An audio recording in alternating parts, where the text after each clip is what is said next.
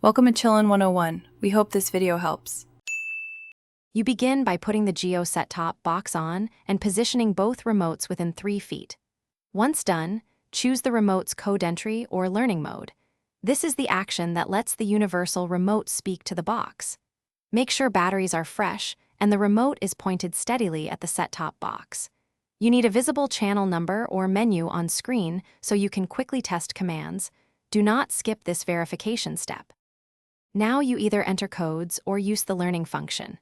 If using code entry, input each geo-compatible code and press power. Wait a second to observe the set-top response. If using learning, align the IR windows and follow prompts. Press the source button on the original remote, then the target on the universal until it confirms. Test critical keys like power, volume, and menu after each attempt. Keep trying the next code or relearn the button until the device responds reliably. Finish by saving the working code or completing the learning sequence so the remote remembers it.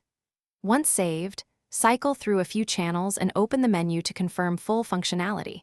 Make adjustments for volume or guide if necessary.